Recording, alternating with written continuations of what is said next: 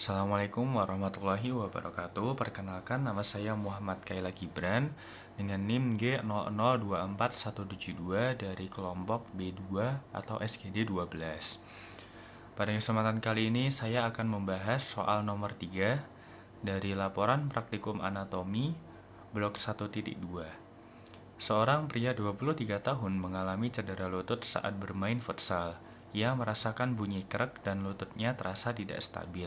Setelah kejadian, lututnya membengkak dan sulit digerakkan. A. Jelaskan anatomi penyusun artikulasiogenus secara lengkap. B. Jelaskan ligamentum yang memperkuat artikulasiogenu. C. Jelaskan anatomi os femur.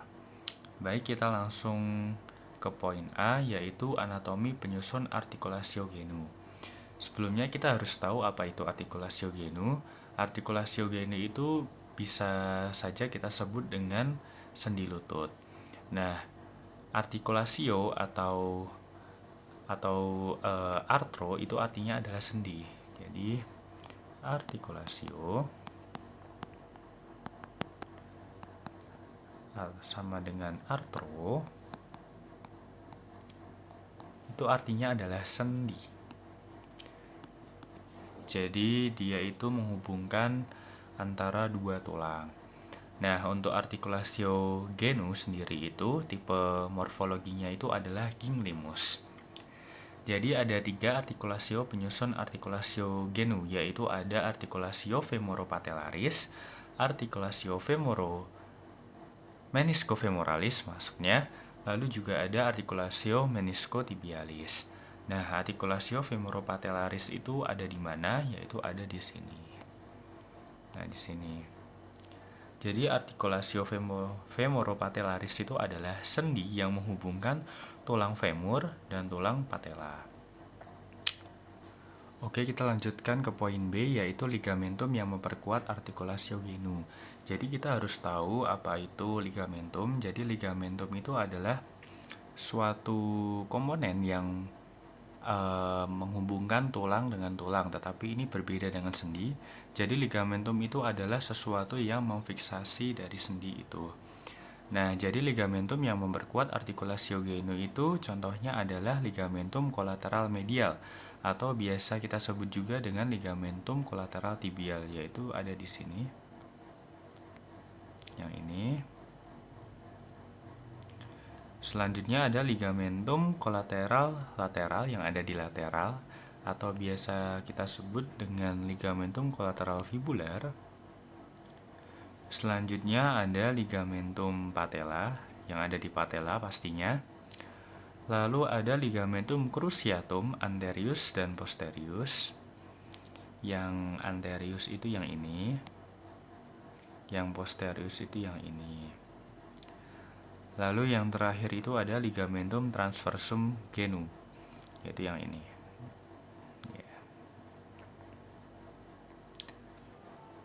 Baik, kita lanjutkan ke poin yang C, yaitu anatomi dari os femur.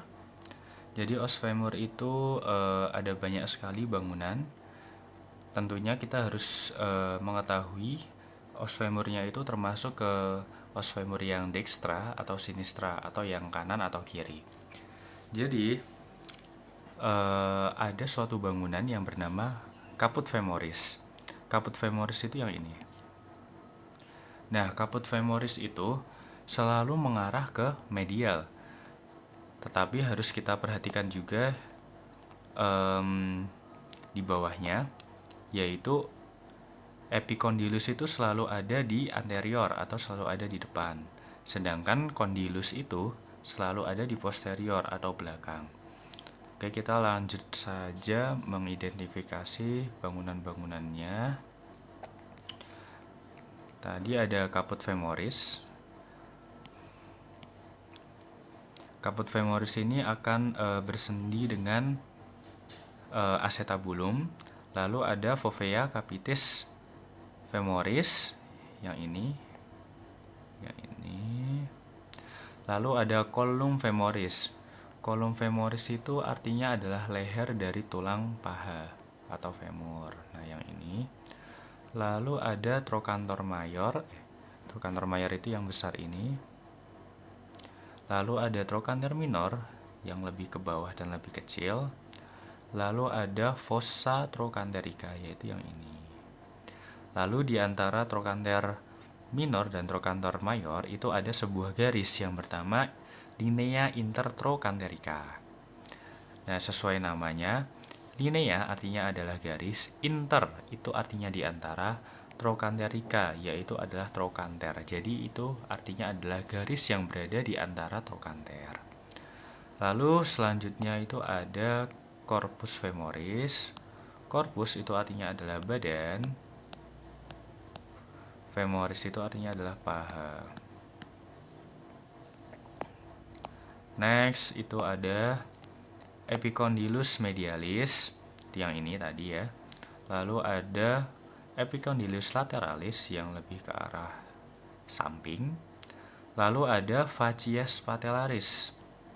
Facies itu artinya permukaan, patella, yaitu adalah tulang patella. Jadi itu adalah permukaan yang digunakan untuk bersendi dengan tulang patella. Oh ya, epicondylus medialis ini selalu